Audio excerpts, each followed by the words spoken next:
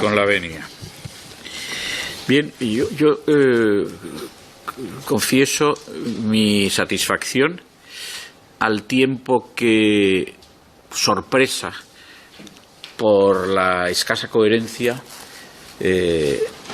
Ambas calificaciones las dirijo a el grupo promotor de la iniciativa, que es el Partido Popular. Satisfacción porque parece que por fin han entendido alguna cosa sobre el problema del libre cambio, el libre comercio.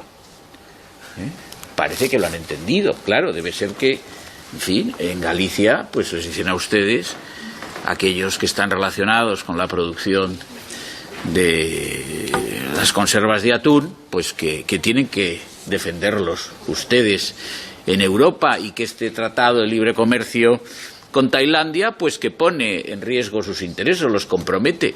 Bueno, bien, pues yo manifiesto mi satisfacción. Es un poco tardío esto, ¿eh? Esto no hace falta llegar a una situación como esta para entenderlo. ¿O les hace falta a ustedes una situación como esta para entenderlo? ¿Ustedes no comprenden que los acuerdos de libre comercio que pueda celebrar la Unión Europea con terceros estados pueden tener efectos negativos en ciertos sectores de los Estados miembros de la Unión Europea? Esto es como para comprender el problema del gas y Rusia y la dependencia de Europa del gas ruso. Tiene que producirse una guerra en Ucrania. Pues claro, mire usted, esto es de alumno suspenso en el colegio, que no se entera de nada. Y claro, tiene que explotar una crisis de esta magnitud para entenderlo. Vamos a ver. Yo esto lo he repetido ya muchas veces, pero lo voy a volver a repetir con la limitación. El principio de preferencia comunitaria, que es el principio fundacional de la Comisión Económica Europea, es el que dispone que en el interior de la Unión de la Comunidad Económica Europea, hoy Unión Europea, debe preferirse el interés de los Estados miembros frente al interés de terceros. Este principio se logró introducir en la negociación del Tratado de Roma de 1957 por la diplomacia francesa, siempre en atención a la protección y tutela de los intereses de la agricultura francesa. El artículo 43, esto se consiguió en los artículos 38 a 47, que ya no están en vigor, claro. El artículo 43 excluía toda discriminación de productores o consumidores de la comunidad, y el 44.2 ordenaba no obstaculizar el desarrollo de una preferencia natural entre los Estados miembros. Eso es lo que permitió que este principio fuese formulado así, como tal principio. Y no es que fuera formulado doctrinalmente, es que ya lo proclamó la sentencia de 13 de marzo de 1968 del entonces Tribunal de Justicia de las Comunidades Europeas. Y siguió proclamándose así hasta la sentencia de 10 de marzo de 2005 del Tribunal de Justicia de la Unión Europea. Después de esto ya no se ha proclamado más. ¿Por qué?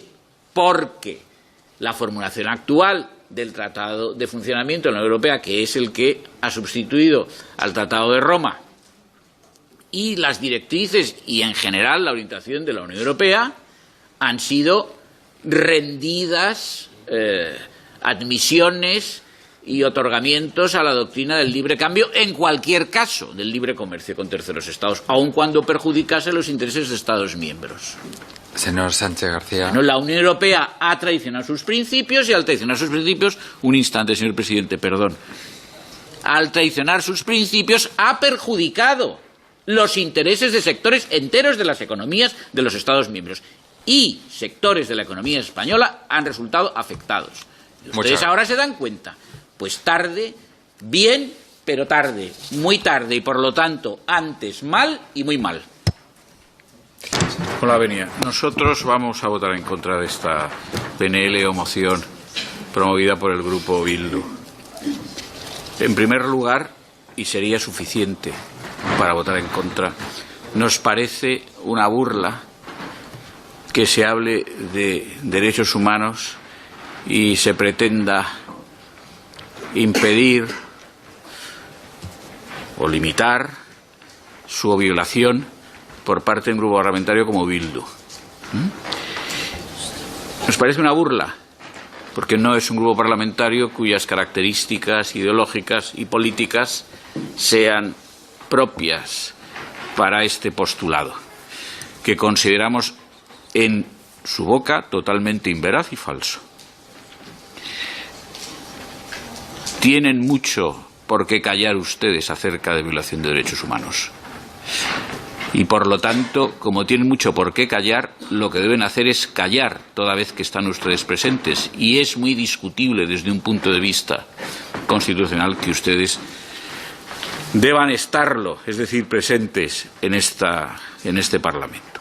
Por lo tanto, esto sería suficiente para votar en contra, porque esto, como digo, es burla. Burla que se pone de manifiesto cuando, además, para defender sedicentemente los derechos humanos, nos vamos a las antípodas. Y no dicho en sentido figurado, dicho en sentido propio, porque esta moción es relativa a Papúa Occidental. No hace falta irse a las antípodas. Miren ustedes en su casa, y sabrán ustedes lo que deben hacer si verdaderamente ustedes lo que pretenden es defender los derechos humanos. Y deben avergonzarse de apoyar iniciativas como esta, cualesquiera otros grupos, porque estarán participando de esta burla hacia los derechos humanos, hacia su defensa, y estarán, por lo tanto, participando en un sainete de muy mal tono. Aquí podemos hacer burla de otros asuntos, y podemos hacer comentarios cómicos acerca de doña Begoña, del hermanísimo músico, pero no sobre estas cuestiones. Por último, concluyo. Además, todos los planteamientos de este grupo, como de todos los separatistas, son falsos. Tanto el derecho a la Unión Europea como el derecho internacional público proclaman el principio de integridad territorial de los Estados. Artículos 4.2 del Tratado de la Unión Europea y artículo 2.4 de la Carta de Naciones Unidas. El llamado derecho a la determinación de los pueblos indígenas es solamente en el derecho de Naciones Unidas reconocido a los efectos de no ser excluidos del gobierno del Estado al que pertenecen, ni ser perseguidos por su raza, credo o color.